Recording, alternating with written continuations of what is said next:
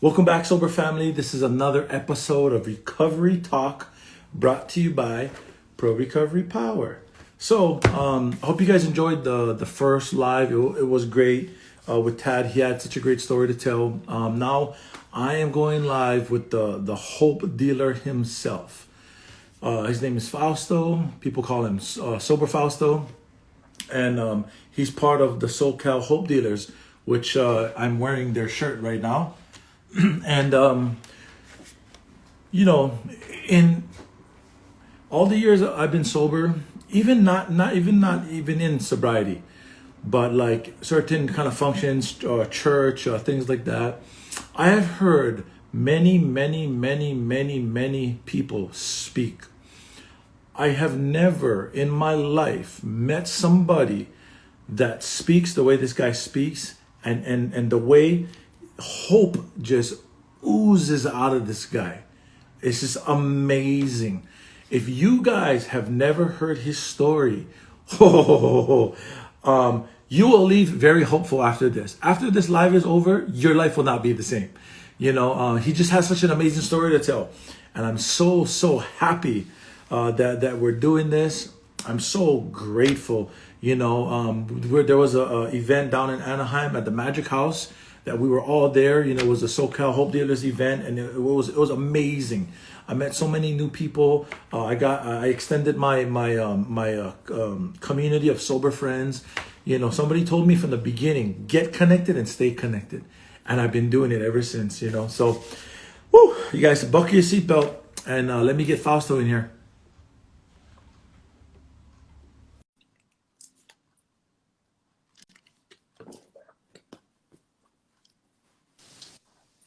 There he is. What's up? Oh my goodness, the Hope Dealer himself. Oh man. All right, bro, like the words cannot even come out in proper order. I'm so excited. It's amazing, bro. Like I was saying, like, and that's true. I'm not blowing smoke. I mean, I'm not doing that. I literally have never heard somebody deliver hope the way you do and how you do it. And especially because I know your story. It's even more powerful. Oh, amazing. I can't wait for everybody else to hear it. So I'm like, I gotta try to keep myself calm over here.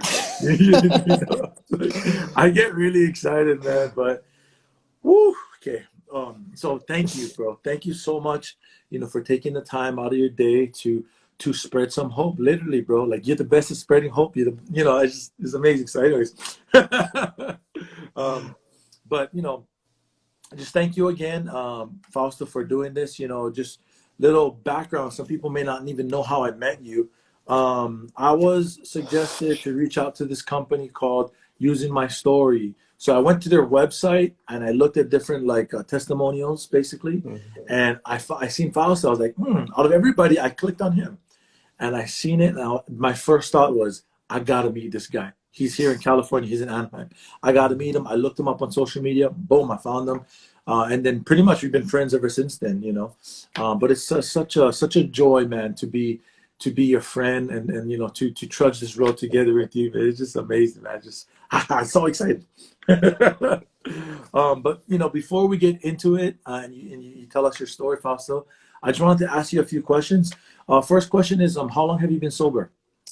I've been sober for almost 4 years. So I'll have 4 years, October 22nd. Oh, nice. Yeah. Okay, awesome, bro. And where are you from? Orange County, California. All right. And then next question is, what was your choice in drink and or drug? Yeah, so my main two, like my cup of tea, was always cocaine and alcohol, right? Because if I want to drink more without blacking out, I'm going to do some cocaine. And then when I wanted to get weird, I add a little bit of meth.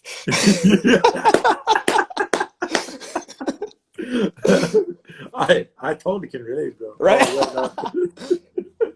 So, okay, real quick, before I give you the floor to tell your story, I just would like to ask all our viewers out there, if you guys would be so kind, go to our website, prorecoverypower.com, and fill out, it's a little questionnaire. If you're on your computer, it's going to be on the bottom right-hand corner. It'll say questionnaire. If on your phone. It's like a little circle with a pencil. It's just a few questions. It'll really help us to track our progress, measure our success, and also to see where we can improve, now that we are a nonprofit.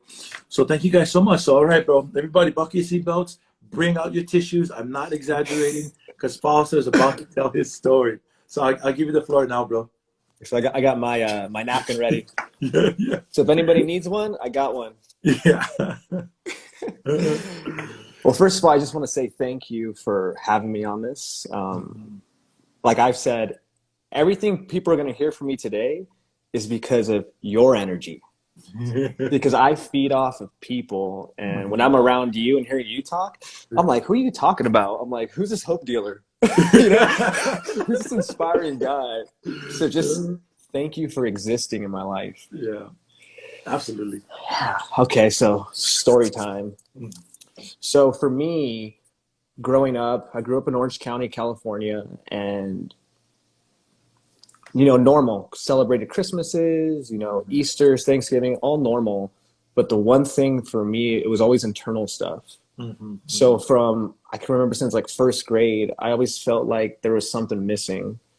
Because I would look at these older boys that lived in my apartment complex, and they seemed more manlier, more confident, more daring. And I felt so afraid always. And when I would share it as a child, they would just pick on me and bully me. And so that's when I experienced, don't share my feelings, don't share who I am. And so I started to learn how to, be a liar, be a know-it-all, and do things for attention. And so that's what I did. And I remember my first experience with trauma was in elementary school. And the older kids that were there, we were in this game room, and one boy was left in there with me, and I can remember, he made me go down on him. And the crazy part about it is like I didn't find nothing wrong with it. What I found from it was that, hey, this older kid just accepted me. Like I'm cool now. I'm in. Because what happened once that happened, his demeanor changed towards me. But then when all the kids were there again, what would happen is they go back to that bullying stage. And so, see, it started to really confuse me. And so once that happened, it really changed my way of thinking. It sexualized me. And I can remember it was always on my mind now, always on my mind. And so it led me to being very experimental.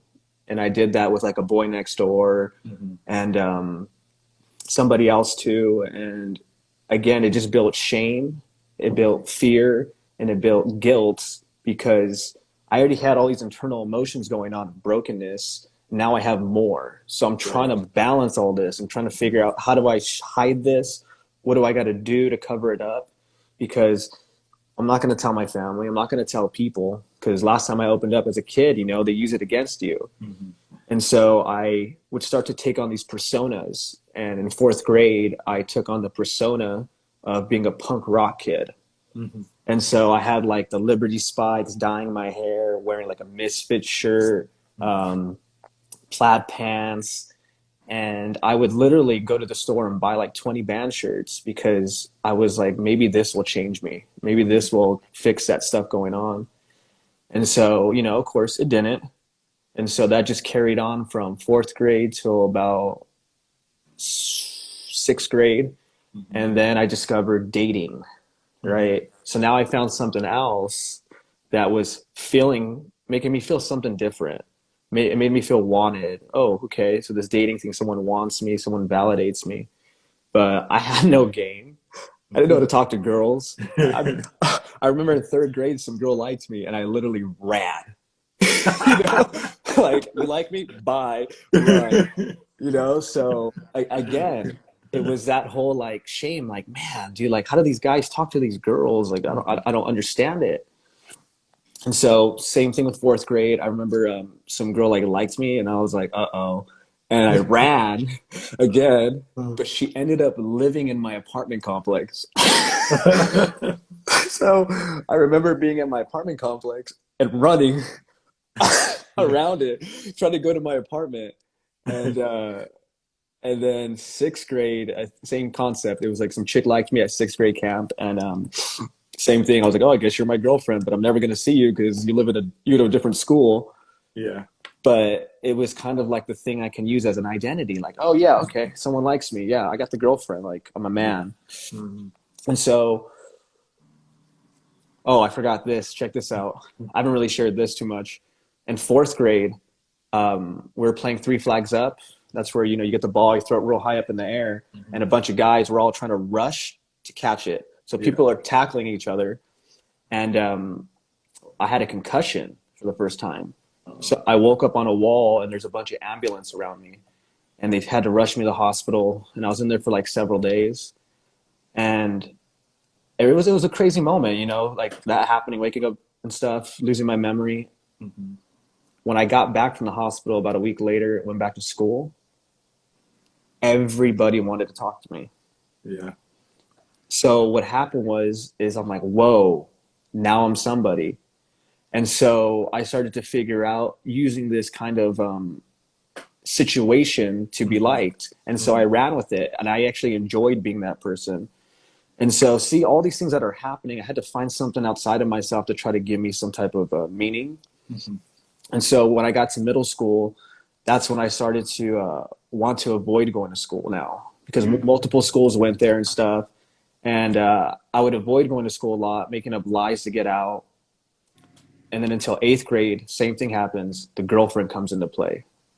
And now this time it's like making out, doing sexual stuff and stuff. So now I'm like, okay, now I'm a man.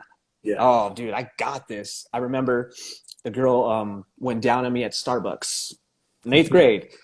And I remember calling my mom. I was like, Mom, guess what just happened? Because my dad's not in my life. He was abusive, not around, abandoned me, my mom. So my mom was like my best friend. Mm-hmm. And I remember going to school the next day. So remember, fourth grade was a concussion, and now eighth grade, I'm going to school. I haven't said nothing because the girl's like, don't say nothing. Well, I get into school, and all of a sudden people are looking at me like, bro, that's what's up. And I'm like, what are you talking about? Dude, we heard. I'm like, we hear about what? At Starbucks. So then again, I was like, fuck yeah. And again, I felt seen, I felt understood, I felt accepted. And so once that relationship fell apart, that's when I first experienced kind of like that heartbreak. Mm-hmm. And I remember just trying to find a way out of it. And so I went to working out. So now I'm working out. Working out's my next phase. Mm-hmm. And I bought every bodybuilder magazine, watched Pumping Iron, Arnold Schwarzenegger. I'm like, okay, that's what I'm going to be now, this strong person. And so going into ninth grade, I'm in shape, doing good. But the same thing, there was still this void inside. And so got into a relationship again. Guess what? Here we go, right? Ninth grade relationship. And same thing, it ended, because my friend told her I was cheating on her during winter break. And so now I'm experiencing a friend betray me again, just like it was when I was a kid. Now it's happening in high school. So see, I'm having all these things just happen to me. So I just feel so fragile. Mm-hmm. And so that's when I was introduced to alcohol. Mm-hmm. My buddies stole, a bottle from their parents. And I remember taking that shot of Jack Daniels. And it was just like, whew, I'm confident. Mm-hmm. I feel like a man. I feel understood. I feel seen. I feel a part of. So now, to me, I discovered that this is what I was missing. And so I became obsessed with it. And I dropped out of school that year. I was able to drink all the time. Mm-hmm. I was able to, not have to worry about going to school messed up and stuff. So I was drinking. I was smoking pot. And then I remember I watched a YouTube video on ecstasy. Mm-hmm. And I remember these guys were just like dancing, doing light shows and stuff like this. And it's like, it makes you happy. It makes you horny. And music sounds good. I'm like, I want that. That sounds tight. And so sure enough, some guys like my buddy was like, dude, I got ecstasy. And I went, bro, I'm in. So same concept, you know what I mean? I'm taking the pills and I'm like, this is amazing. I found another thing. And I was doing that every weekend taking that, doing light show parties, getting the gloves and stuff. Yeah. And then we got a we got a message from our apartment manager and they were evicting us for no reason. So me, my mom, and my sister had to go to LA. Hmm. And when we went to LA, that's when that's when things got dark. And I experienced getting into cocaine. I experienced crystal meth, and the meth is what really kind of like brought me to this dark place. Because what the meth did was it brought back the enjoyment of the trauma of being abused sexually. You know what I mean? It's in my mind now, and I'm like, oh man, like I really liked that when it happened. Hmm. Okay, but the meth made it okay. It made me like be okay with it. And so what happened was, I was molested for like several months. Hmm. And the gentleman was a lot older than me, like a lot older. Hmm. And it, it took my soul away. It it really created like this experience that I was like, there's no going back. Like this happened, and I can remember like just being so scared because I enjoyed it. That's what jacked me up too. I wanted it to happen. It was me that went back. It wasn't like they were no, I was going back and back and back. And it's like you watch these movies of people getting abused and people are crying and it's happening and I'm like, what's wrong with me? Like I'm not crying. I'm like enjoying it. And so it jacked me up. And I didn't know how I was going to get out of that situation. It wasn't stopping. And so I can remember praying for like the first time, I believe. I didn't know what I was praying to. Hmm. And I was like, please just get me out of here. Get me out of this place. I don't know how to, I'm 14 years old. So like, so I could get up and move. And again, I couldn't say nothing. So luckily we ended up moving back to Orange County. Hmm. So I got away from that, didn't have to say nothing. And that's what really started my addiction really bad because now I was the party guy, the guy with the ecstasy, the guy with the alcohol, the guy with the weed. And I was just going to parties all the time, partying, enjoying life, still not in school. And people would used to tell me too, like, dude, I think you got a problem. And I was like, why? And it's because I would always take it to this next level. I had a ton of seizures because of it, for being up so long and taking too much. Um, my health was going really bad. When I was 17, I took probably like 20, maybe more pills of ecstasy, and I overdosed. Hmm. And the cops found me all bloody in this park. And so they had to handcuff me because I was convulsing, take me to the hospital. And I remember waking up and my mom's right there. And I was like, fuck. And she's crying and stuff. And sure enough, my addict mind, I was like, I'm in pain. I'm in pain. Can you give me some pain pills? Hmm. And they're like, we're not going to do that. And so I was like, fuck you guys, whatever. I tried to get up, but I couldn't feel my legs. So I collapsed. So I finally got up. I'm all bleeding everywhere. I have scars, or not scars, but like cuts on my face and stuff. And I manipulated my friend's dad to give me pain pills. Hmm. And so now I have these pain pills, and sure enough, what do? Fuck you, mom. I'm gonna go party. King Hmm. Cobra, pain pills, and I end up ODing again. They Hmm. find me bleeding in the middle of a street. My friends had to go get my mom to come grab me, and they dragged me in.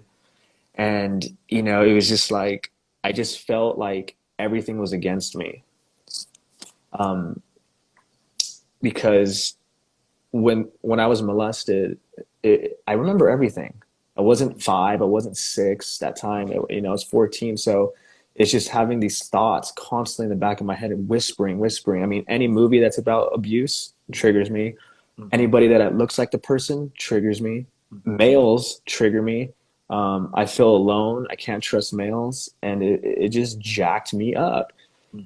And I would look at all my failed relationships and be like, it's because this happened to me. It took away the ability to connect with a female. Mm-hmm. And so when I was 18, same thing happened, right? I meet a female, get into a relationship for about 3 years, Mm-hmm. got back into working out, got a job, started working at a skate shop. But the same thing, that disease, that craving was always there. So I would always fuck up, cause a scene. And once that relationship fell apart, self-destruct again Mm-hmm. at this point, because it's like, okay, because I'm abused, it didn't work out. Like, this is my life. I can't be loved. I'm ugly. I'm unattractive. I'm not good enough. And I remember I got so wasted on 4th of July 2012. I ran 5 miles to go to this party because I found out my ex was there, and I don't know what happened, but everyone had to get kicked out of the party. And I just remember like, oh, what happened? And the parents were like, Fausto, you got to go. And so I ripped my clothes off, break my iPhone, and all of a sudden, this youth pastor that I knew found me in the street, takes me to my mom's, and then I'm like, fuck everybody, take me to my cousin's house. So I go to my cousin's house and, venting, fuck this, fuck that, everyone, blah, blah. Yeah. And what happened was I didn't know they had crystal meth. I thought it was coke, but it was meth. And so right when that happened, and I was like, dude, what was that? They're like, oh, it's meth. And I went, fuck. So right away, back into that darkness, because I didn't touch meth for like 5 years at this point because of all that happened to me. Right. And I just remember it was like 10 days I haven't slept. I had to go to the hospital. I couldn't go to the restroom. I couldn't eat. My cat's speaking English to me. And I'm like losing my mind. And I think I was watching like Pretty Little Liars or some that TV show. Yeah. Yeah. I'm like watching, I'm like tripping out. I'm like, oh my God, I need to sleep. I need to sleep. I need to sleep. I'm drinking NyQuil, taking Ambien. Nothing's working. I have a cross like this. I'm like losing my mind, going to work like that too, hiding. And again, I was like, God, please just make me back to normal. And so after 10 days, he did. And I tried to calm down. I got into working out. I started taking steroids, trying to fix it myself again. Got a new job. And this is when I got into the service industry. And guess what happened? Sure enough, I meet a girl again. Yeah. So I'm in a relationship. Now I'm cured. Now I'm good, right? I'm solid. I'm loved. I'm important. Mm-hmm. Well, once that relationship self-destructed too, Mm-hmm. same thing. All those negative thoughts came back. And I would always try to tell my partners that I dated, like what happened to me. But, I've learned you can't really we're young, 20s and stuff, early 20s, like to understand that. And so I get really resentful and, blame that person. It's not their fault. And, if you guys want to hear about codependency right now, get ready for this. Because I got a PhD in codependency. So, okay, so check this out. So we go on a cruise, and it's already, broken relationship at this point. 3 years in, it's already broken. Mm-hmm. But, let's go on a cruise. So the day before the cruise, she wasn't answering her phone. And I'm like, oh, hell no. You're going to bail on me? So what do? Well, I'm going to go party now. And sure enough, I didn't sleep till it was 10 in the morning. I'm fucking sweating on coke and alcohol, just like dripping sweat. And then she calls me. I'm on my way. I'm all, fuck. So I do the best thing possible. Drink some Gatorade, spray some cologne, sunglasses. And I'm like, I got this. Well, 2 days later on that cruise, I did get on. I did make it through. And then I end up in boat jail. Yeah. So I ended up getting cocaine in Mexico, getting robbed in Mexico, blacking out, and I don't know what happened, but I'm in boat jail. They separated us. I had no money, no phone, no nothing. And it was the worst 2 days of my life on that cruise ship. And so what do I do right after that? Well, I get her a tattoo. I get that girl a tattoo because she wanted one, right? And then what happens after that? Well, I find out she's cheating on me with her coworker. And what do? I take her to Vegas for my birthday. And then what happens in Vegas? I'll tell you what happens in Vegas. Her mom had to drive 5 hours to come pick her up. Yep, I blacked out again. And after that, guess what I did? Well, a little bit after that, we kind of stopped talking. I took her to the San Diego Zoo. Yes. And what did I do after that? Well, I bought her a $500 Marc Jacobs purse. So if you guys want to know about some codependency, that's real. Yeah. That's real. Yeah. And I share on these things for codependency because it's just being real. You know, it can be kind of embarrassing to share that type of stuff, right? Right. Like, no, I'm not that guy. You mess with me, I'm out. One chance, that's it. Come on, I'll give you like 100 chances. That's how sick I am. And so that relationship breakup is what started my rock bottom. That last one right there I just shared, that's when I hit my rock bottom. So I got so deep into my addiction that I had 30 seizures in a month. Mm-hmm. I mean, I got to a point where like I already knew it was going to happen. Right. And so I would put pillows around my room Mm-hmm. and I would go, okay, here comes a seizure. I would look at my bottle of liquor and I would be like, if I can drink enough of this liquor, I could probably counteract the seizure. So I would do that. And if I couldn't do that, then I would lay down, seize out, and I would have grand mal seizures, which are the worst. Yep. And I would come back to, you know, I could finally move my body. And then I would start drinking a lot and go back to using Coke. And that cycle would happen. I would have 3 seizures a day sometimes, and it just wouldn't stop. I couldn't stop. I just couldn't because I was just so broken. I felt so alone. And, you know, at this time, my mother had cancer too. So it was just like the one person that was always good to me that dealt with all my shit. Now she has cancer. She's on chemotherapy, you know, losing her hair. My dad's not around. I don't have any older brothers or none of that stuff. It's just us. You know, we grew up in poverty. We don't have money.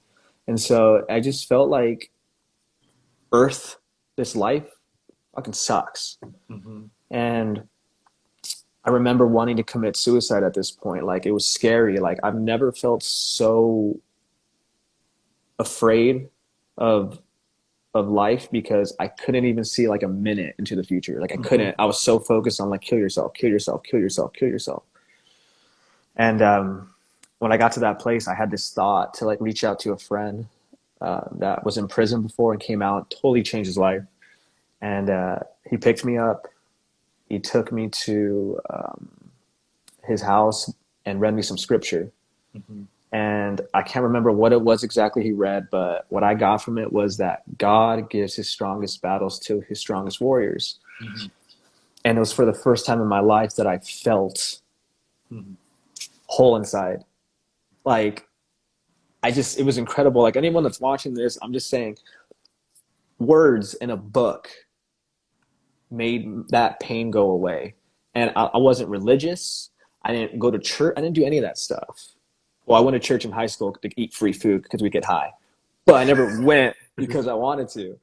And it was insane. I mean, I skipped home for miles, saying hi to people I didn't even know, going, high five, life's great. And that's when I went on my phone and looked up AA, and I was like, dude, let's do this. Let's go to AA. I don't know what this is, but I've seen it in a TV show. You know? So went to AA, and it was a podium meeting. But I didn't know that was like not the usual. I thought, okay, you just go up on a podium and share. That's how meetings are. And so I got up there, and I shared every single thing that I went through for the first time. And people said, me too. And I was blown away. I was like, dude, I'm not alone. What? People go through this stuff? There's a place to go to?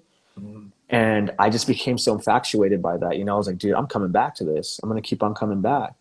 And I did. And I put out, after that moment too, I put out all my life story on Instagram. That's when I started my Instagram. And it was Sober Faust without the O at first. And I mean, I was just posting stuff. I mean, if you go on my page, you can see from day one, like going through the journey. Yeah. And it was incredible. People were like opening up from different countries. I had people from like India, China, Europe hitting me up saying, bro, I can relate. I've never shared about that. Thank you. And Mm-hmm. so I had this experience of like, this is my purpose. This is my purpose. So I was all about it. I mean, I was all about it. Everybody knew at my work. Everybody knew at my house. Everybody knew that I met randomly strangers. I'm like, I'm an addict. I've been abused. Yeah, me. I'm codependent. I'm broken. I'm depressed. And it was amazing because I didn't have to hide no more, Yeah. you Yeah. know? And people had their opinions. They're like, you probably shouldn't say those type of things. But it's like, you don't know what I went through. Like, Right. I don't want to hide no more. Right. And if it's the wrong thing to do, I'll learn it down the line maybe, but I haven't yet. and, and so that's what started the sobriety journey. And man, I mean, the first year was incredible, but I remember it was difficult. Mm-hmm. You know, like working the steps was easy for me because I'm a people pleaser. So I was like, wait, a sponsor? Are you going to be my dad? So you best believe I'm like, he just said I did a good job. I'm like, what the? Oh man, what else do I got to do? You know? So the my defect of people pleasing actually helped me. And so work the steps easy. The part that was difficult was building new friendships, not going back to old ones, finding things to do now with my time because I lived at the bar. I was a bartender, so I lived at the bar. Trying out things and not enjoying them anymore was tough, like going to like raves and festivals. Family events. I didn't go to Christmas, Thanksgiving, or like Halloween or 4th of July that first year. I just wasn't ready. So that was difficult being okay with that because I didn't know what my life was going to look like. I didn't know if I was doing sobriety right or what. And I remember I would run, like I got up to like 18 miles running straight. And Wow. I would run at nighttime and cry, like every night, just run and cry at night. I listen to music and talk to myself and like scream and be angry. And I was doing meditation a lot every single day and like crying because of that stuff and writing a lot. I took off to Oregon by myself for 7 days and I experienced like the craziest things ever, man. Like, oh my gosh, traveling solo, I recommend you do it because it was like magic the whole time, you know? And I just put myself in all these places of road trips, getting into the Wim Hof ice method, fasting, going vegetarian, juice cleansing. And then I got into working into treatment facilities. And then that's what opened my eyes to like, wow, now I'm in a job where I can be honest too like this, but it's actually beneficial for the people. And so it was a really cool first year. My second year was terrible. Oh my gosh. So my sponsor said, you had a pink cloud for a whole year. Congrats. And I was like, what? He goes, here comes the hard part. And sure enough, I was depressed. I was obsessed. I got to a point, I remember that I was going to commit suicide again. And I was tripping out. I was like, oh shit, dude, I'm going to be a statistic of suicide. Like, and I was like, fuck, dude. And I was like, of course, Fausto, you're not a man. You're weak. You can't do sobriety. And luckily, I opened up about that stuff too. And somebody pointed me to ACA, which is Adult Children of Alcoholics. And so I got their big book. And their big book was like, literally like somebody followed me my whole life and wrote my life out. I was tripping out. I was like, what the? So it gave me hope. And I started going to those meetings every single week, got a sponsor, worked the steps. And I learned that it's called terrible twos. Your emotions are coming out now. You've been suppressing for so long. So now they're coming out. And so just knowing that there's an end to it, I was like, all right, I'm going to get through this. Yeah. So second year was that, got a new job, signed up for college. And the third year, that year was really good, but also really tough. So that was like that was like COVID year. So I like, well, I was in a healthy relationship at this point. So I met this girl and I did it right. I took it slow. I talked to my pastor. Um, Mhm. we weren't hooking up or doing anything for the first few months. And then we talked about it. And so it was good. We traveled, we did a lot, we moved in together. But towards the end of the relationship, it ended in me getting cheated on. And I remember it was December 26th, the day after Christmas, 2020. And it was just like everything came crumbling down. Everything. I was like, here it is again. I'm sober. Mhm. And you know me, I love people. I Yeah. spread positivity. Not just at my job, but my whole life is about that. Going to church, helping people, just always making it about others. So I was so angry at God in that moment. I was like, wow, again. And I was like, I got two choices. I'm either going to relapse or I'm going to get through this. I don't know how. Mhm. And so I moved out. I literally moved out within 2 hours when I found out. Packed all my stuff, left, and I went on this journey of sleeping in a church because I didn't want to be alone. I didn't want to get my own place. I needed to be around people. And it was so hard because like everything that I've practiced, having God in my life was not making the pain go away. And so I remember crying in my car and just being like, dude, I'm gonna fucking kill myself again. Like why does this pattern keep on happening? Mhm. I was getting just tired of it. And just to let people know, like at this point, I've already been doing this whole jump rope thing, right? And I got really good at it. Mhm. There's my mentor, Buddy Lee, which is the number one jump roper for athletic training in the world. And, he was in the Olympics. He's been on TV. You could look him up. It's insane. Well, I ended up meeting him in DC. He certified me. I mean, it was like if you're a basketball player, you meet Kobe Bryant. You know what I mean? Yeah. It was huge for me. And so I've been on podcast stories. I've been on YouTube stories. I've spoken with Oprah Winfrey's friend on the same stage. Spoken with the bass player from Korn. Mhm. Traveled, um, car, job, good money. Mom's doing good. I mean, everything was good. But yet now I'm back at this place of like I don't want to live. And so like it was just hard because people were like, look at your life. Look how many people love you. Look how many friends you have. Look at everything that's going on. You're helping people. And I'm like, I know that. Mhm. But inside, I feel just so damaged. And so it was really hard. That was what, 8 months ago. And these past 8 months, it was really tough. It still is. It still Mhm. is. I'm out here in Vegas right now and I was sitting outside in this desert area that's quiet and I was just screaming at God. I'm like, dude, I'm sick of this, dude. Like, I had the SoCal Hope Dealers and like you said, the event was amazing. There you go, right? Yeah. Yeah. Yeah. I mean, hundreds of people showed up, hundreds and Yeah. hundreds and like it blew my mind. I was like, holy crap, you know?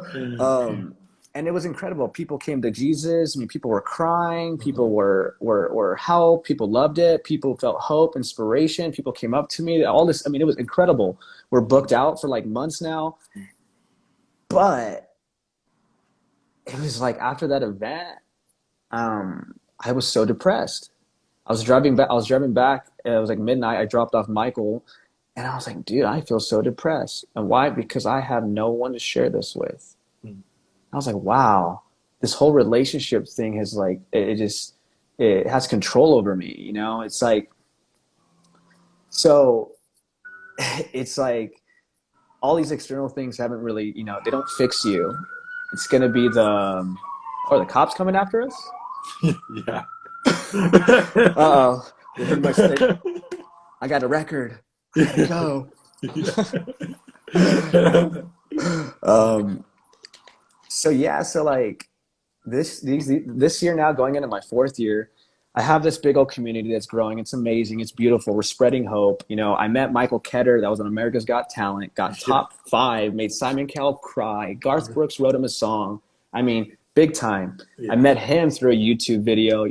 I'm coaching him and helping him and his family. Um, I mean, all these great things are happening this year. It's like insane. It's uncomfortable. And so I have a lot of good, but this pain is real, trauma is real, and I always recommend people make sure you have tons of people around you because the external things will not fix you. Mm-hmm. You have to look at what's going on inside of you to heal it, because I'm telling you from experience right now, I'm struggling. Like, I don't want to get high, I don't want to use, but man, there's something going on. And I know I will figure it out. I know I will. But just please look at that, Mm-hmm. because social media jacks you up. It created this illusion of what people's lives look like.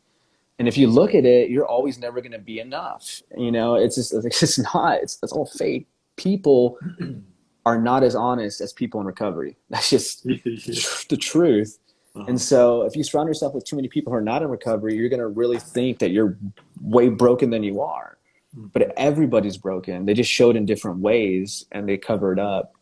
And so what helps me is being around people like you and everybody in the recovery community to kind of just speak some type of hope into my life to get through that day. Because I don't know if I would be here. I really don't think I would, because I'm jacked up. Mm-hmm. I am jacked up. But on the bright side, I'll say I did experience a healthy relationship for 2 years. I was loyal, no screaming, no fighting and arguing. There was no lying, manipulating. There was no me using and drinking. I got cheated on, and I didn't drink. I didn't use. This program works. My mom Yeah. got cancer again. She beat it, but I got to stay sober through it. I got to be there for it, because the second time she got it, I was in my addiction. I didn't care. Mm-hmm. So I've been able to face these things without having to get high and use. So it works, because old me, oh, I'm out. Peace out. I mean, I Yeah. was strange party guy. I don't think you understand. I'm up for like 3 to 5 days. I would meet the most random people at the bar. I'd be like, yo, you wear headphones every time you're in here. I want to party with you. You are very, very strange and awkward. I want to hang out with you too. And like we would all just dress up in costumes and like kick everybody out the bar and put a smoke machine on and DJ for like the whole night and dancing, and then we would end up in random places and stuff, and like, I mean, just wilding out. Yeah. But Oh man, yeah. you talked about. I wrote a few things down here, because I've heard your story before, and it's Mhm. amazing, bro. I never get tired of hearing it. I will never get tired of it. But I know, the first time I heard it, when you shared it at my meeting, you talked about how, the girl leaves, self-destruct. Okay, get back in the gym, steroids, and I seen the picture of you when you're on steroids. Like, oh, bro, you're big, man. Yeah, yeah. But like that is relatable to me. It's like, man, must be me. She left it. But in her defense, it was me. Yeah, it's true. But like it was something I didn't see. I thought it was something else about me. Right. It was really my selfishness. That's really what Hmm. just pushed her, propelled her away from me. And then your mom had cancer 2 times, 3 times. 3 times. Three. Yeah. So my mom had cancer 3 times. She got cancer when she was 30. And then it went away for like 20 years. Then it came back, and she had surgery.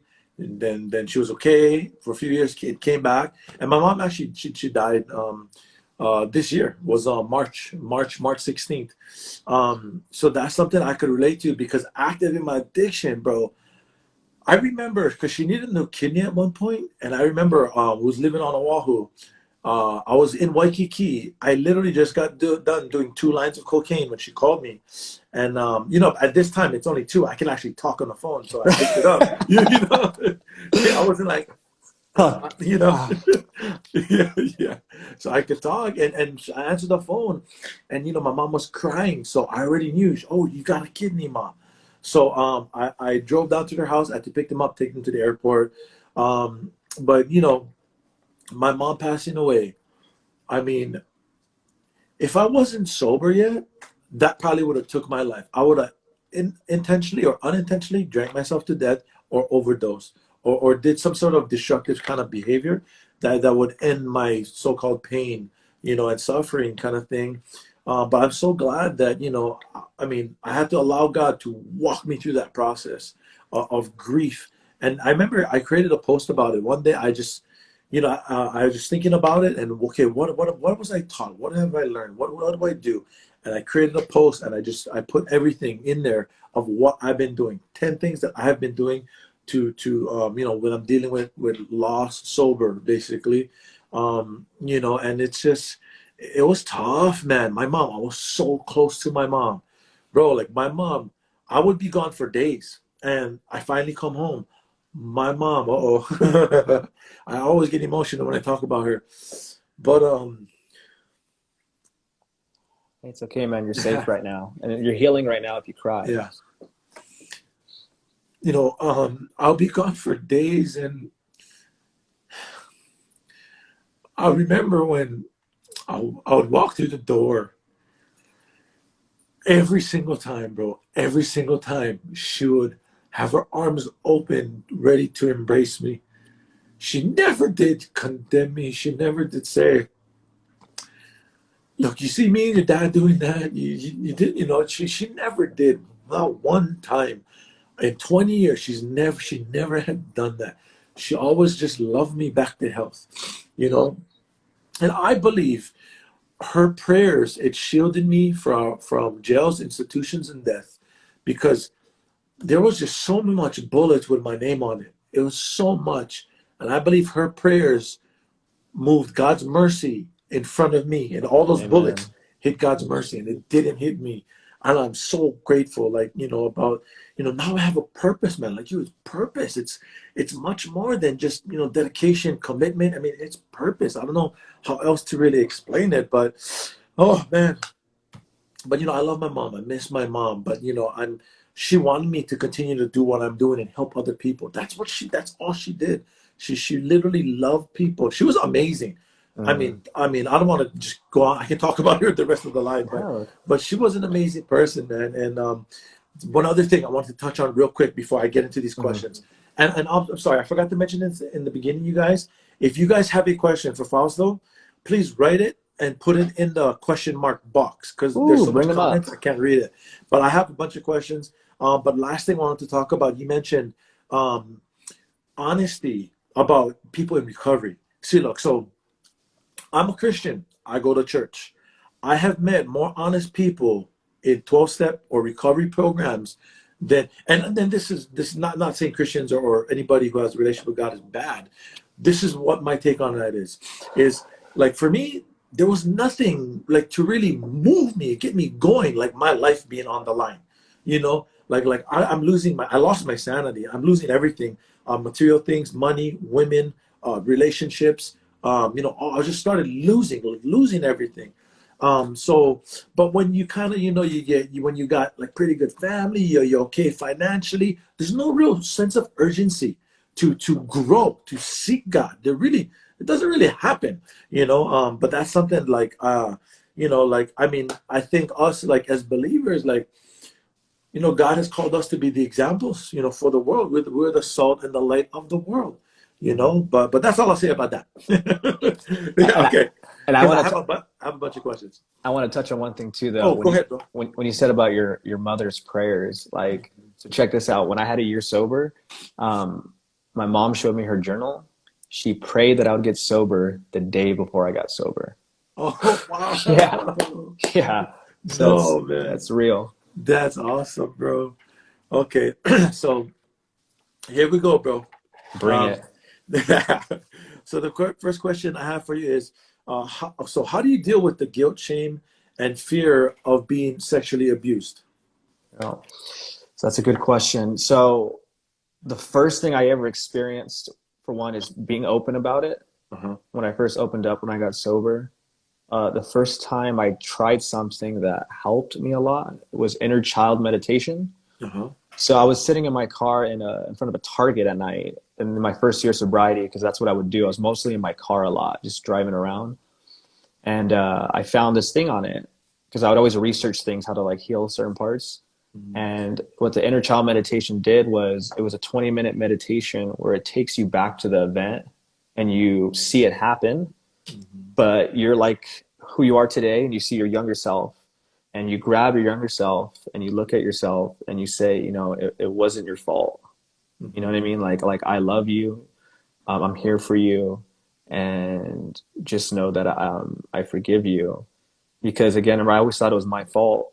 Mm-hmm. And so that's when I first experienced so much crying in my recovery from that. And I felt like this release came upon me. And so I became very infatuated with doing those type of meditations. And then after that, it was just every time I help somebody who's been abused, Mm-hmm. every time I share it and someone can relate, it's like something like switches in my brain and nothing else matters but this person in this moment. Mm-hmm. And being able to kind of give them hope and normalize how they feel, that's what really helps me with that. And just, having hope that, that telling yourself every day that, you know, that I got molested and abused for a purpose. Mm-hmm. No, I mean, worldly wise, that just sounds crazy and stupid. Mm-hmm. But from a spiritual lens, in order to accept what happened, is Mm-hmm. to remind yourself that it happened for you, not to you. Mm-hmm. And that's what helps me be okay with it. But there's days where it still pops up, like this season of my life is popping up again here and there. And so it's just always helping somebody who's been through it. Mm-hmm. Awesome, bro. Okay. The next question is, okay, how is it that you can still smile after all the trauma that's happened to you?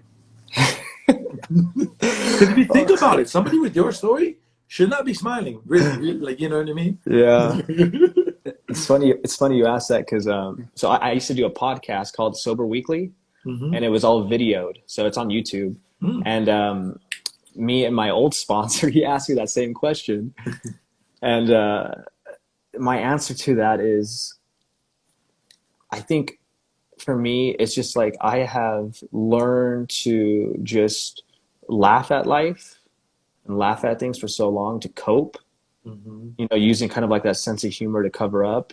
Right. But once I started healing, it's like I just I don't want other people to feel pain. I just Mm-hmm. don't. I don't want people to feel what I feel. And Mm-hmm. so being able to just kind of like love on people and laugh about life, like it to me, it gets me high. It gets me high to Yeah. be happy. Yeah. And I feed off of people. So the more people I know, the more I'm going to smile. Yeah.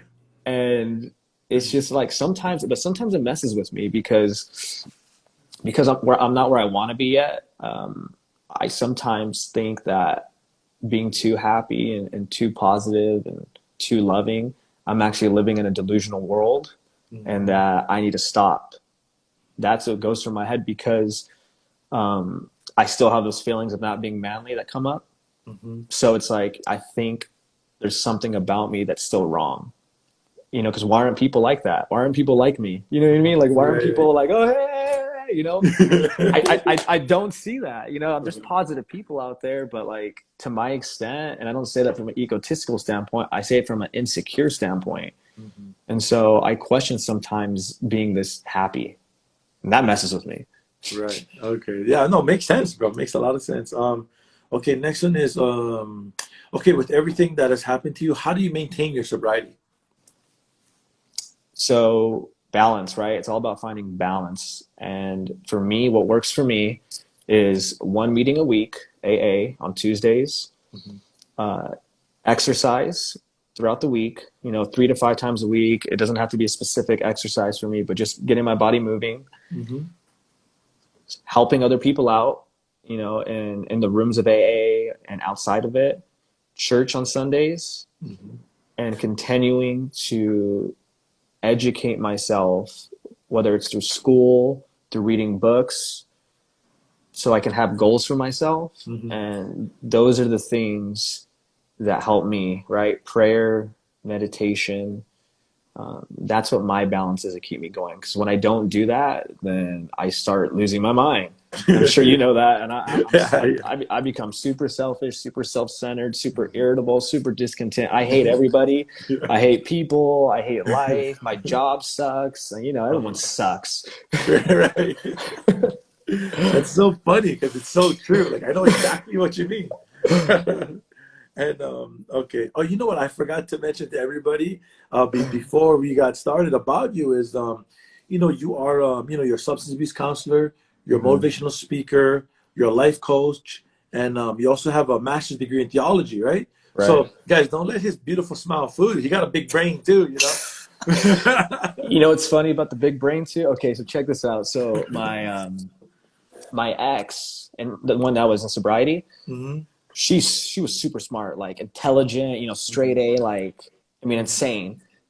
And so one day she's like, I was like, I want to know my IQ, and I'm thinking like, I know my EQ, emotional intelligence is good, Uh-huh. but I don't know about my IQ, right? Because I dropped out of school. I'm not smart academically. Like I'm not. I struggle. I struggle. Oh my gosh. Mhm. And so I took the test.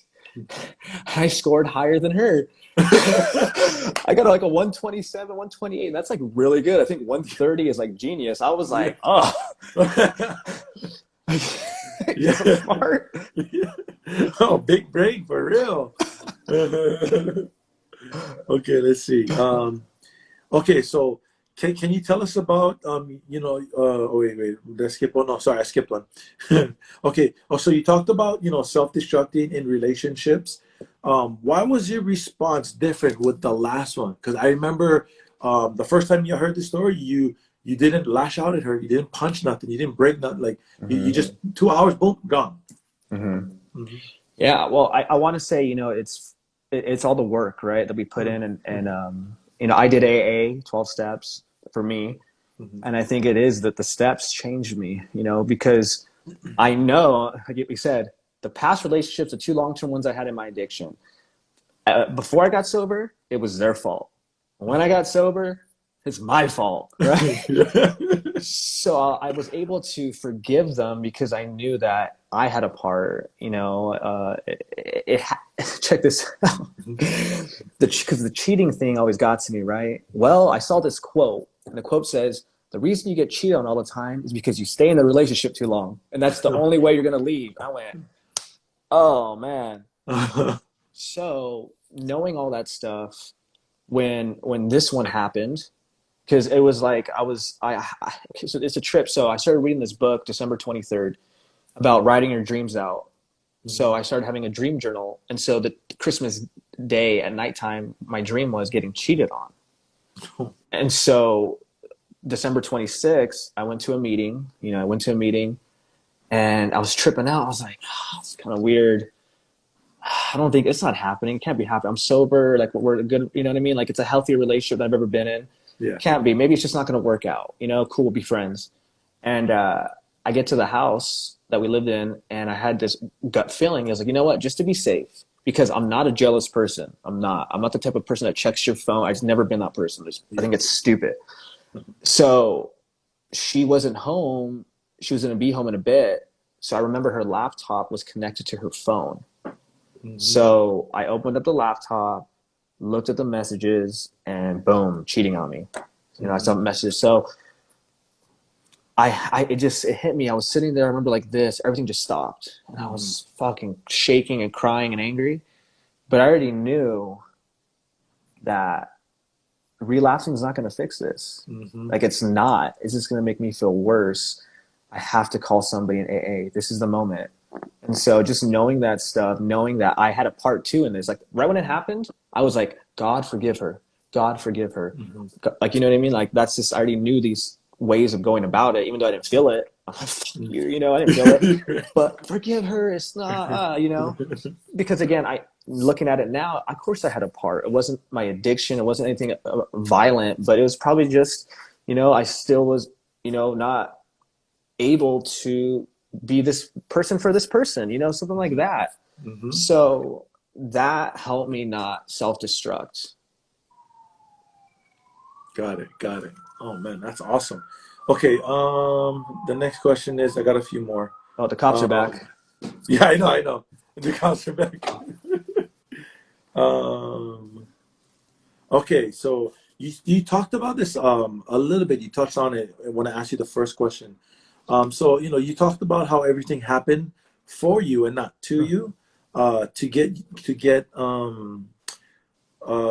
you out of that victim mentality and into acceptance. Right.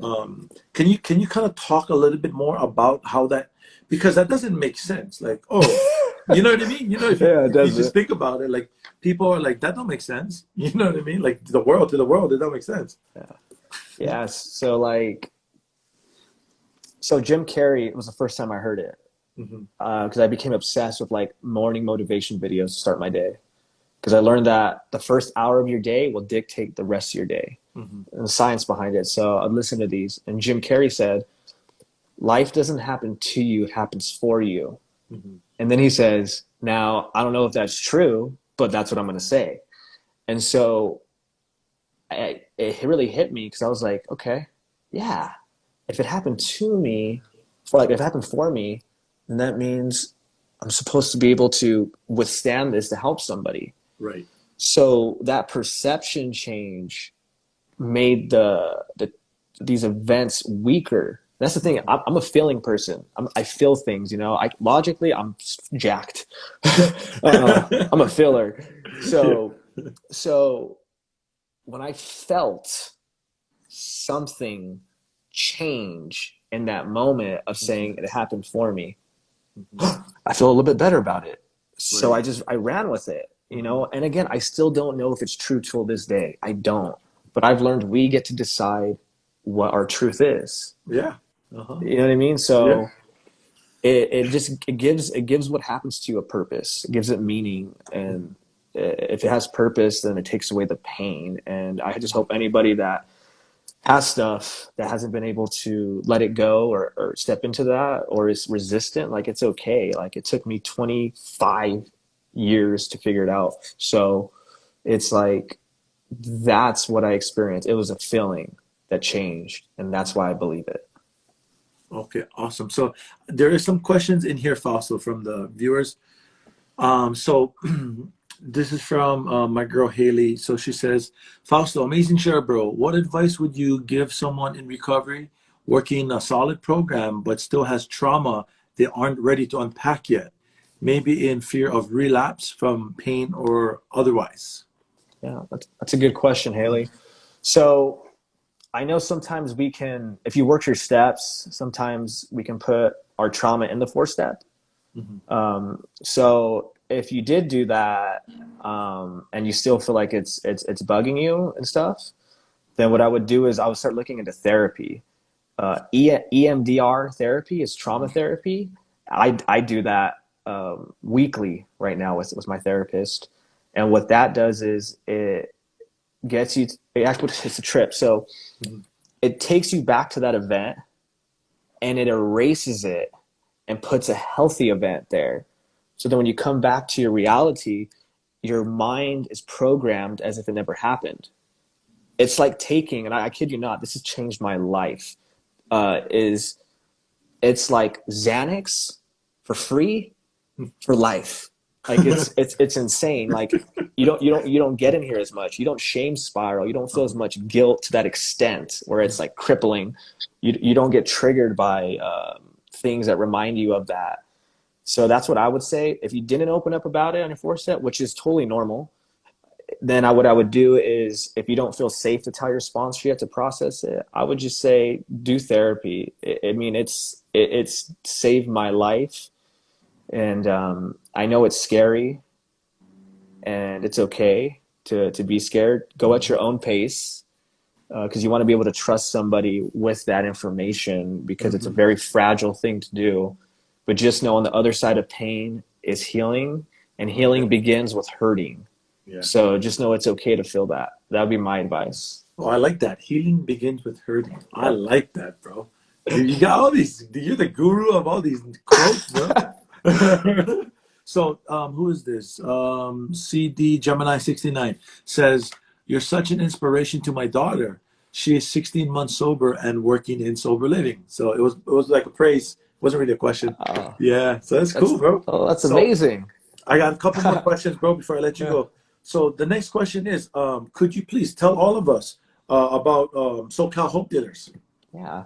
So the SoCal Hope Dealers was started by me and Michael Ketter, Mhm. and the mission for it is to spread hope to the world Mhm. through information, insight, music, encouragement, and we're trying to start, or the movement is actually going now. It's Yeah, yeah. there, And it's just we're creating a space for people to feel safe. So everybody can have a place to go to where it's just love, honesty, support. Hmm. And we create this environment where you experience feeling connected and free.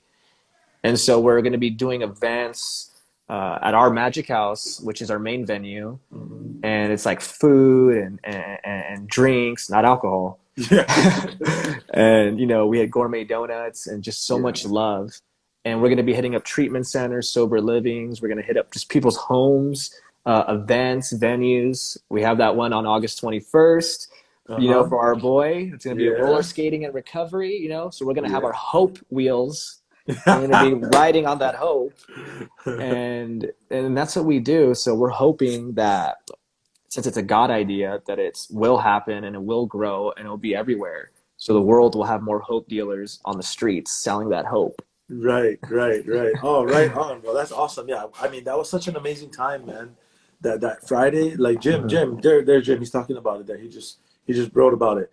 Yeah, it was amazing, man. And um, it's amazing. Like how Pastor Phil he opened it up for people to that to do events and things and things there. So because we're planning on doing one for Pro Recovery Power in November. My wife has been talking to Yes. Katana about it, There you go. so we're really excited, man. It's such a dope place, man, and I got so much love for Pastor Phil, man, and how just the person that he is and how he's just like that guy too, man. So much hope, man, in that guy. Yeah. Amazing. Hmm. Yeah. When he had his church in the 90s, he's one of the only pastors that I know of that never asked for a tithe. Oh yeah. Never did that. Uh, I remember one time when he got real popular, somebody threw him car keys for a brand new car in the oh middle of the sermon. And what does he do? He goes, "Oh, who wants a car?" Throws the keys out to somebody and give him a brand new car. wow. Amazing, man. That guy knows how to be of service Oh for yeah, sure. Okay, this is the last question before I let you go. What would you say to encourage the newcomer or somebody trying to get sober right now? I would say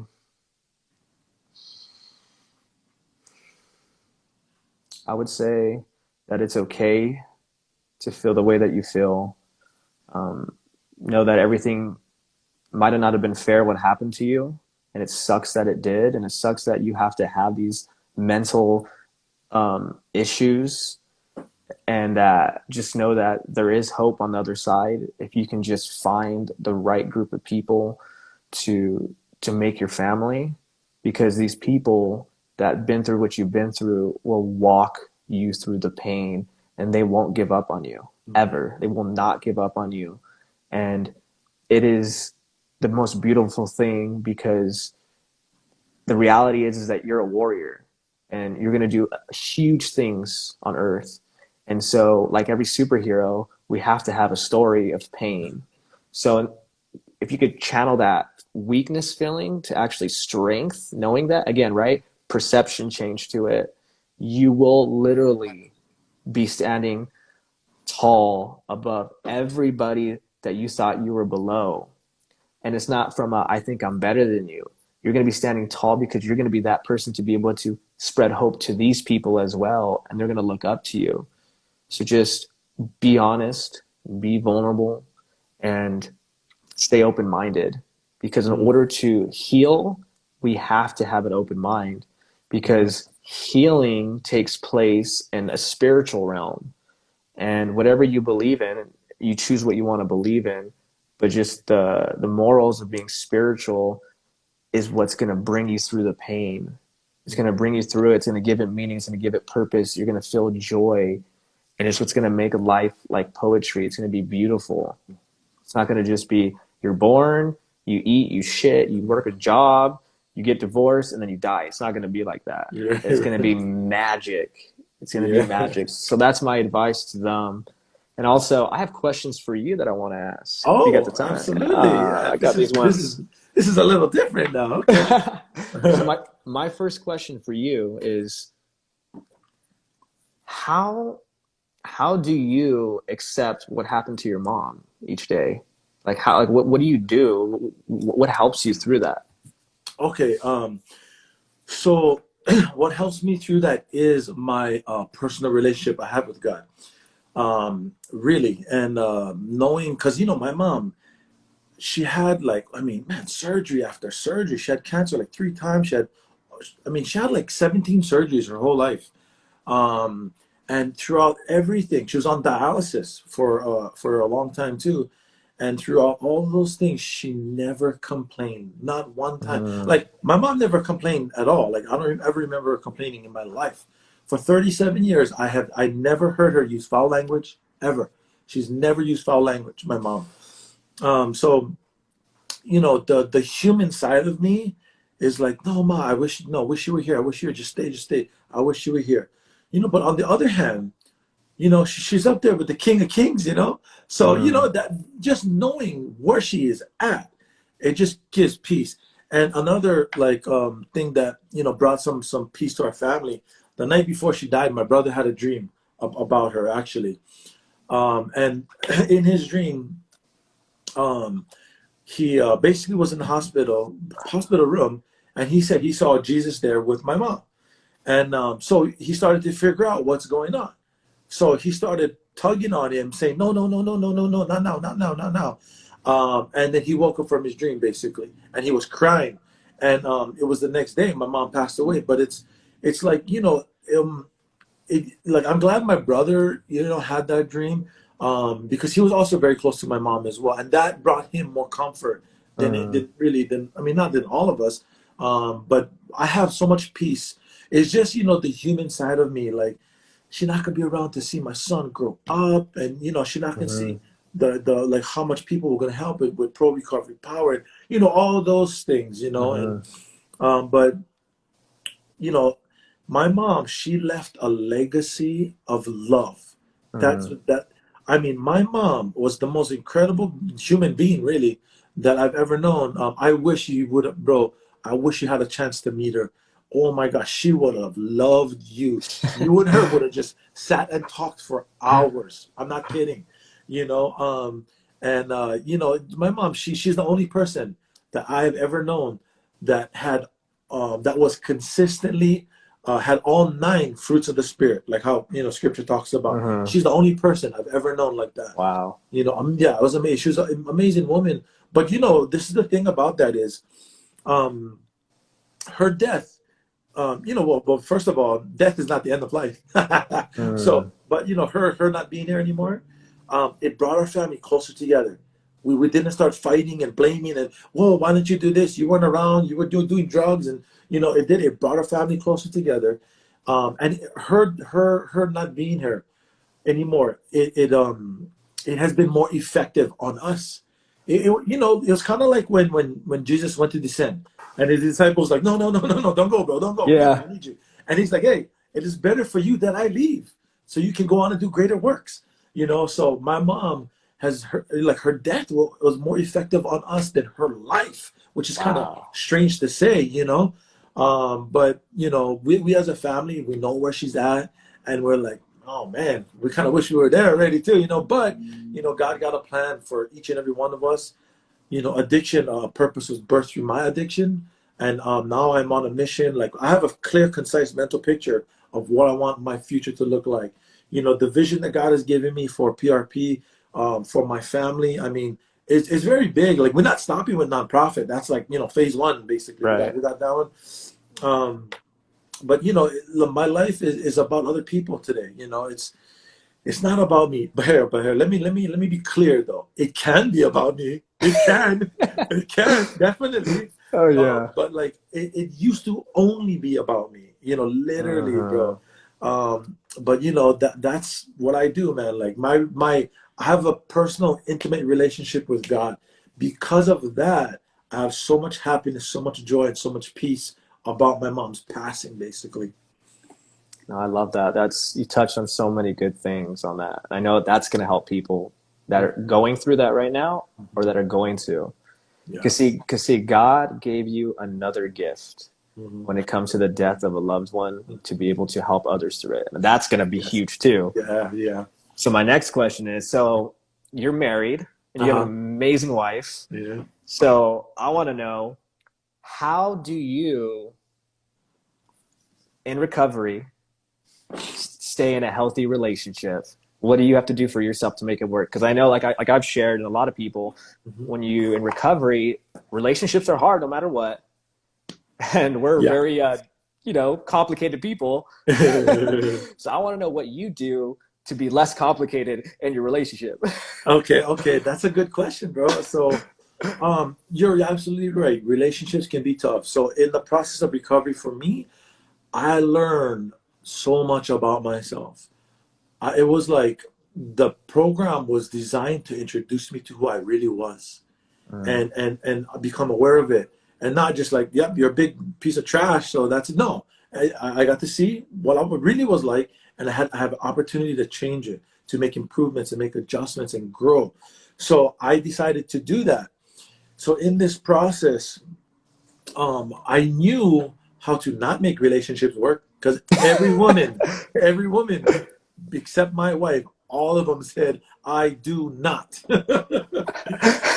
And looking back, it makes a lot of sense, because it was all about me. I had this right, very like pride, like macho, you have to respect me, but who cares if I respect you, kind of right, thing. And like my tone of voice and my body language, and it was just like this male dominance kind of type thing. Like, I mean, I'm not kidding, bro. Like, it was like, where we're gonna eat, what beach we're going to, what movie we're gonna watch, where we're gonna go vacation. Everything had to be what I wanted. mm-hmm. If I wasn't in control, I was out of control, bro. Ooh, So that's good. yeah, yeah. So now getting back to, with my wife now. So I learned literally from all my past mistakes, and I was beginning to draw nearer to God, and He started to draw nearer to me, and I in the past I've read the book The Five Love Language by Gary Chapman, Yeah, it's a good so book. I understood the communication part and speaking to your partner in their love language, and things like that. So when I met my wife, I just completed my third step. They talk about don't get into relationships. I was like, I was defiant. I was like, yeah, whatever, you know. And so I was like maybe 5 months sober or something. I just completed my third step. I for the first time in my life, I made a decision to turn my life and my will over to God. And that was the first time, the most genuine time ever, I actually relinquished control. I said, okay, God, I went through one broken heart after the next, after the next, after the next, crying, crying, crying. It's her fault. It's her fault. But the reality was, it was my fault, though. You know. Mm. So I literally do that, and I'm not kidding. Days later, my wife walked into my life. Yeah, it's amazing, bro. But like all these things that I'm talking about and I'm explaining, if you kind of narrow them down, what it comes down to is my obedience to God. That's really what it comes down to. You Mm-hmm. know. So in my marriage, I I'm able to own, like, the 10th step is like my best friend. Like, I'm able to see what I did wrong, see what my part was, and not and be humble enough to apologize and to admit my faults, and promptly admitted it. Actually, sometimes I cannot promptly admit it, to be honest. It takes a minute. But then I will. And I never used to do things like that. So me and my wife, we both grow, like, separately as individuals, and also we grow as a couple, as a married couple, together. Like, we don't have our relationship time with God together. Like, we have, oh, it's not in here, it's in the living room, but we're going through this book. It's called The Protocol for Marriage. It was actually written by our senior pastor here at our church. Bro, amazing book. And it's so small and powerful. But this is I think the third or fourth time we're going through it. So, and it's like a couple pages. The book is like Mm-hmm. this big. But the thing I like about it, oh, you're getting me all excited, bro.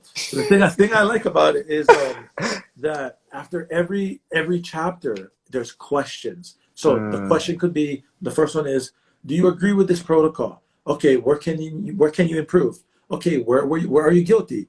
Okay, then it's, okay, ask for forgiveness, kiss each other, and then there's some like golden mm, nuggets, in there that's as well. cool. So the line of communication is really open, between me and my wife. Like, and for me, that I just practice that, because I know how not to make it work. Like, that one, I'm a pro at that. So as long as I don't do that, then I'll be fine. It's the selfishness, the self-centeredness. those are relationship killers. Like the Mm-hmm. fastest way to lose a woman is try to control her. She be gone. You Mm-hmm. blink your eyes, she's out.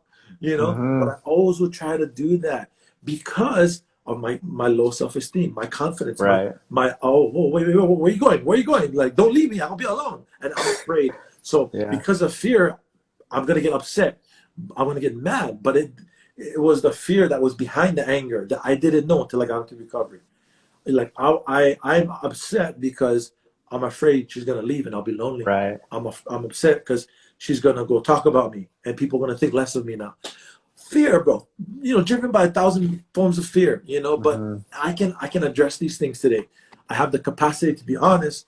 No longer constitutionally incapable of it as well, and but to kind of like everything to sum everything up, I can go into detail about it really, but to sum everything up, it is my personal relationship I have with God. That is the whole reason why I am the person I am today. I know who I am because of whose I am. That's the reason why I got the marriage I have, why I got the family I have. I mean, the material stuff, yeah, that's great. But I tell you what, I would trade in $1 million for some peace, for some hope. Oof. Oh, There you absolutely, go. bro. Like, I mean, man, the hopelessness and helplessness of my situation was astonishing, man. Like, it was like, again, how did you do it again? Like, I was thinking, like, I don't know, like, but I couldn't stop. Not just drinking and using. I couldn't stop these behaviors. I couldn't stop lying. I couldn't stop manipulating. I couldn't stop stealing. And all these things like that. But in a nutshell, my personal relationship with God helps me in every single relationship I have with other people, especially my wife. Because Mm. although I may have a purpose, God put a call on my life, He does want me to fulfill it, but He does not want me to do that at the expense of losing my family. Because, bro, like I'm like all in or all out. You know what I mean? Like, let's go. Yeah. We do recovery. Let's do it. And then I can get so caught up in that. And you talked about it earlier, balance. See, I'm very Uh-huh. good at being unbalanced. But that's where my wife comes in because her strength is my weaknesses and my strength is her weaknesses. It's Mm. amazing how that just we're exactly the opposite in regards to strengths. And she's the thinker, I'm the doer. So she'll Yeah. think of something, then I'll execute it. Like, yeah, that's why this nonprofit got, like I'm so excited about it. All these different events and things. And my wife, let me speak about my wife real quick. So I mean, I love my wife. I love my wife like no man has ever loved another woman since the beginning of time. Sorry, because Mm. when I cry, I cannot talk. So it's either I'm crying or I'm talking. Cry, bring it out. I want to see it. Yeah, yeah. So and see, this is the thing about my wife. She I can hear her out there. um, my wife, she supports me. She is obedient to God as well because what we learned, this is okay. The man, I'm the head of our house. I'm the spiritual leader of our house. My wife is the helpmate. The Bible describes my wife as a helpmate, or my helper, or the helper. So the vision that God gives me, I cast the vision. I got it now. This is what, and she supports it. She's not over there nagging me and change this or do that. Or she supports me here, but this is not her. This is the. She supports me when she don't want to support me. She Mm. supports me when she don't feel like supporting me. She supports me when it's inconvenient. And you see, like how my wife treats me, how my wife is. I was trying to make every woman like that in my life prior to her coming into it. It wasn't until I went, okay, God, let your will be done, to where everything I ever wanted in a woman, bam, I got it. Unbelievable. And it goes back to Wow. obedience, bro. Amazing, you know? But I can talk about this for a long time. And I'm so happy for you because, Yeah. like, like I said, I've met your wife. I've seen her at the event, and Mhm. like you said, it's so important to find someone that's equally yoked. Right. If you have God in your life too, right? Having that as the foundation because it Mhm. separates you from saying, "I need you to do this." It's like God gives me this, God gives me this, so you both have God filling you up, and then together you share it Yes. and have that support from your partner like that. I mean, that's everything, right? Yeah. To support your vision because I know like you and like me, we're very similar. Like since we're complicated, we have these big visions and like, you know what I mean? We can't sit still. We're just everywhere like this. Like Yeah. the fact that she can love you through all that craziness, man, I'm so happy for you. Yeah. because I feel like to experience that in this place we call Earth is the best thing you can experience. Having your life partner with you go through life ups and downs and creating something as a team. Absolutely. But okay, for full disclosure now, so we still get into arguments. We still disagree. Yeah. We still do these things. But look, I, my wife, the reason why I can overlook certain things, the reason why I can show mercy, I can show grace, I can show her, I have loved my wife with no strings attached, unconditionally, since I've known her, and she talks about it. The reason why I can do all of that because it was done to me first. The reason why I love because God loved me first. Why I can Mm. forgive because He forgave me first. I mean, thinking about all the horrible things that I've done, and when she just blows up on me, oh, okay, that's pretty easy to forgive compared to all the stuff I did. So like I can extend grace because grace was extended to me. It's just so amazing. But I could talk about my wife forever, bro. Like I'm not kidding. I mean, I'm just everything I wanted in a woman, I got it and more. It's amazing, bro. Amazing. I'm so happy. I'm so content with my life. I'm just, but like you said, like me and you, we're like, okay, let's do it. She kind of will just kind of, I'm like that, and she'll kind of just guide me and direct me, and then, okay, go, boom, we're done. And the cool thing I want to share too on this, because I just love how happy you are to talk about your wife. Because see, I worked in the bar industry for a long time, right, bartending, Yeah, and you get those husbands or boyfriends that are like stoked to be at the bar, like, man, I'm away from my wife, thank God, or yeah, she's at work right now, like I got away, and like my philosophy is like, why would you marry someone you don't want to hang out with all the time? You know what I yeah, mean? Like your yeah, partner should be the one I'm like, man, I can't wait to hang out with my best friend. Like, yeah, she's yeah, off of work. I want to stay at the house and hang out. uh-huh. So Yeah, it's really cool to experience the emotional and the energy of what that looks like in you for people to see. yeah, right, yeah. That's incredible. Thanks, man. Thanks for bringing it out of me. Yeah, and I got one more question if you have time. Yeah, absolutely. Okay, so you were saying, because I think this is a big one. Hmm. What what and how does it look like for you to have a relationship with God? Because I Hmm. think a lot of times, it's a complicated thing, right? Hmm. Because it's people that have religious trauma may stray Yeah. away from that name, which Yes. makes sense. Yep. People who are new to it, it's still new to them. What does that look like for you? Like, what do you Hmm. do to build that relationship with God, to build that confident faith where, Yeah. is that what you want me to do, God? Yeah. Okay, because we're going based off what we're hearing and feeling. Some Yeah. people can be like, what is he like, just show up? And it's like, I want to know Yeah. your experience. Okay. Man, these are some great questions, man. Thank you so much for asking these questions. So, okay. I'm gonna, I will get to this to answer to this question, but I gotta talk for a second. So, so I know people need to look something tangible. Like, what does it look like? So, okay. So when I came to know God, I was 15 years old. I accepted Jesus into my life, and then I learned that when that happens, the Holy Spirit comes to live in me, and the Holy Spirit is my guide. The only way the Holy Spirit can be called a guide is because, or any guide in general, because they have been to where you want to go. He has been to my future. He knows where I need to go. So I was drinking, doing drugs, like having sex with all these chicks, and I didn't care. I was living my life the way I wanted to. God allowed me to live in my own self will for 20 years. No problem. He said, yeah, go ahead, bro. Go ahead. Go. So when I got sober and I reconnected with God, um, what this is what it looks like for me. Um, I do, of course, I go to church. I have devotionals I do in the morning. One is a video one. Another one is like a reading one. What I do throughout my day. And I have done this for years, and I have turned my car into a classroom as well. Oh, sorry, my phone is blowing up. So anytime like I be listening to a sermon, I have different apps. I can watch different sermons, or YouTube. YouTube is is there too. Um, I get closer to God that way, outside of reading His Word. Because like when I tell people about God that has, a God personal to me that I know, because like you said, bro, I heard you talk about that at the Magic House, the religious trauma. First of all, Religion is man-made. God didn't Mm-hmm. send his son to start a new religion. He Mm-hmm. didn't. He came down to offer a relationship. Mm-hmm. But I understand. I know people like that. You talk about God, church, Bible, scripture, their mind will go boom because of experiences they have had with religious people. See, back when like Jesus was around, the Pharisees, they were the religious people. They can tell you everything, da, da, da, da, you know, all this stuff.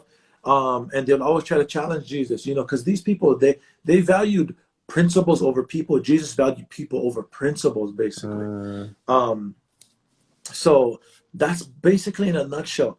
Prayer, a lot of prayer, scripture. I've spent hundreds of hours in my Bible since I got sober, seeking after Him. You know, there's a story about a man that you know, goes out and buys. You know, he's seeking a treasure, so it's in a field.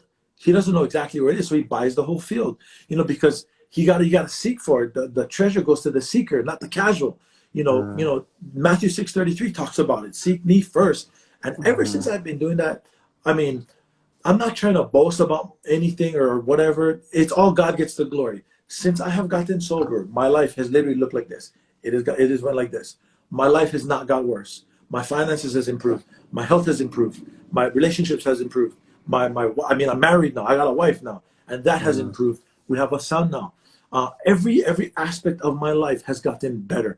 Nothing has gotten worse, and it is because of my relationship with God and my obedience. That's really where it comes back down to. But trust me, I still like to do life my way sometimes, you know, and I do, you know. But then I quickly, like, you know, I will repent. So that might sound like a church word for people, but this is what repentance looks like. I'm very visual. So okay, I'm living in my own will. I'm doing this. Oh man, I'm screwing up. Okay, God, I'm sorry. I repent. Boom, and go back this way. You know, not keep going this way. You know, I did that for 20 years. Right. You know, you know. So in a nutshell, like I seek after God. You know, the Bible describes David as a man after God's own heart, and that's what I did. I sought him out. I sought him out. The closer I got to him the closer he got to me, basically. And my life has never been the same, man. It is because of him why I am here today. He had a plan for me, man, and I know that, and I understand it. I have accepted it, and people need hope, bro. Like people need you, Fausto. You know, I mean, I'm not kidding, bro. Like when I said, like, I've never met anybody that can express hope the way you do, bro. I'm not kidding. I've been in business. I've been an entrepreneur. I've met hundreds of thousands of people. I've never met anybody like you that has gone what you've gone through. You still smile, and you just walk around and just like hope is just oozing out of you, bro. I don't know how to explain it. You look so happy, and you know, that's so attractive. Like you're like this big light, and people in the dark are attracted to the light, bro. You know, like we're both lights, but even me, I recognize that in you. And I'm like, Mm-hmm. bro, I mean, like when I first heard your story, I was like, I'm going to meet this guy. I don't know how I'm going to do it though, you know. Thank um, you. Oh man, thank you. Like again, like I've shared to you too when I asked you that question, like what do you see in me that stands out? And like just know mhm. that I really do appreciate that because I have to remind myself that because for one, I don't believe that stuff all the time, right? People say your hope, like what you just said right now, my mind's like, no, you're not, right? My mind goes because, and what helps me with that, for anybody too that goes through that, where it's hard to believe these things about you that are good, is tell yourself this, because this is what helps me. The more positive and powerful your story is, the more the enemy is going to try to break you down Yeah. because he knows how many people you're going to help, what you're Yep. going to do, and Yep. what legacy you're going to leave, and he's going to try his hardest to break you down. And you know that's been my experience with this. Sometimes I'm like, damn God, I don't want to be this person. Like, make me normal. Yeah. Make me You know, normal. because it's a big responsibility he gave us, you Yeah. know, and it's like, ooh. But like you said, bro, you know, he gives his toughest battles to his toughest warriors, basically. Right. You know, oh yeah, man. To go what you've gone through and you still here, just that alone is amazing, bro. Whew, man. But I mean, you're the jump rope king on top of that, bro. You gotta teach me that one day, bro. I don't know. Probably gotta lose a little more weight. It's too heavy, you know. I'm too heavy trying to move like you. No, you're not. You can do it. Yeah. Yeah. But man, I really enjoyed this one, man. This is one of my favorite lives I've ever done, and this is the longest one I've ever done. I didn't even realize what time it was, because you know, just the growth, the solution coming out of your mouth. That like me, like whenever I do lives or whenever I'm in like talking with somebody, my student hat goes on. The counselor hat comes off, sponsor hat comes off. I can always learn from somebody, especially somebody like you. To be honest, your vulnerability, your transparency, and honesty is so inspiring, man. I can only imagine, bro. This is the thought I just came to my mind. Um, because of all your experiences and everything you've gone through and what you're doing with all of that in your life today, bro, you will save so many people's lives by just telling them your story. It's I mean, I'm so excited for you, bro. The SoCal Hope Dealers, everybody watch out, here they come, oh man. Oh man, But I really appreciate you, Fausto, man. I really do, man. I value our friendship, man. It's just such a joy, bro, just to know you, man. I feel so fortunate, it's like when I first met you, like not like a lot of people, like on social media because of the pandemic, like these guys are like sober celebrities to me. I'm like, oh wow. And then like, you can meet them in real life and like, oh, they're pretty normal, kind of thing. But like, it's like, like, man, like, is this guy real? Let me touch his arm. You know what I mean? dude, it's so funny you said Yeah. that. So at my old job, when I worked at this rehab, my coworkers used to say, one day we're gonna like come to work and they're gonna be like, "Who's Fausto? He never existed. He's just a figment of our imagination." Because everyone's like, "Who is this guy? Like, who's gonna touch you?" Yeah. Oh man. Well, But yeah, yeah, man. again, man, I really appreciate you, bro. And I probably will see you tomorrow, though. I know you're coming back Hmm. over here tomorrow, Yeah. so we're gonna go out tomorrow. If you guys, anybody in the LA area, Orange County or San Bernardino County, Valor Rising, they have a workout they do. It's a low impact workout in Santa Monica. So I do that on Sundays. So I'll be out there hanging out with Jim, and then on my way back, I'll probably stop by the Magic House, and everything. But again, bro, I'll let you go till Sunday. To everybody, I say hello. I know it's so awesome. I seen your story about how you're the designated driver. Man, it's like like we get to do things like that. That's being of Yeah, service to other it's people. true. Because see, we used to be. I have this funny joke. I used to be the triple D, the designated drunk driver, Oh, yeah. and now I'm just a designated driver, Yeah, right? yeah, yeah. Amazing, bro. Amazing. You got such a powerful story to tell, man. Amazing. I kind of wish this thing would never end, but Let's do more. We can do more of these anytime. awesome. We'll just Oh, don't. game plan Hey, stuff. don't tell me that, bro. I'm hitting you up every Well, day. and Hey, you bro, call what me you every doing day. today? Get me out of my head. Hey. Yeah. Yeah. But man, I'm pretty sure. Yeah, I will probably see you tomorrow. So, Okay. yeah, I look forward to it, bro. I really look forward to it, man. It's just, it's awesome to be around, like-minded people. We're both in recovery, and we both have the same higher power, which is Mhm. pretty awesome. You know what I mean? It's It very, is. we can relate more or so to one another. We can be, more accountable with one another and Mhm. help one another, support one another. It's just amazing, man. But yeah, I know this thing has to end. Shucks. Yeah, go kiss your wife, go get some Yes. food, have fun, enjoy that Yeah. blessing that God gave you because that is just so awesome to have that, Yeah. you Yeah. know? And I just want to say thank you so much for being in my life. Mhm. Thank you for having me be a part of this and thank you for staying in my life for the rest of my life because we're going Yeah. to be going places. God's going Yeah. to open up doors. We're going to be in Yeah. front of people like, "Whoa, I'm in front of you right now? Yeah. What's going on?" Right. you know? Right. I know. Amazing, man. I'm looking forward to it, bro. It's just amazing. Like you just talked about these doors opening.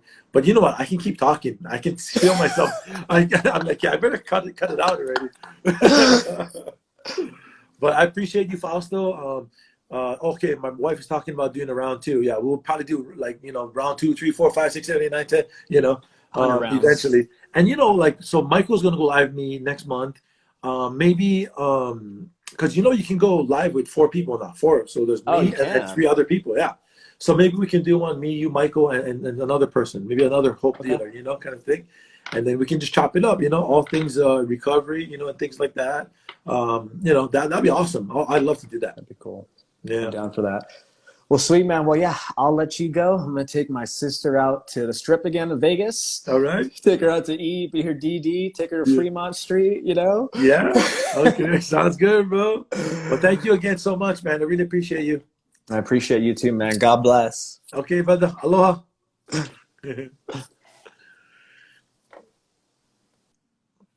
Okay, guys, for the five of you that are still here, sorry. That one went really long. It never goes that long. It usually goes an hour, but we just got caught up in the conversation. So thank you guys so much for watching. If you guys have a story to tell, please reach out to me. And then, we can make that happen. So thank you guys so much. We will be back next week, Saturday. Yes, we will be next week, Saturday. See you guys there. Bye-bye.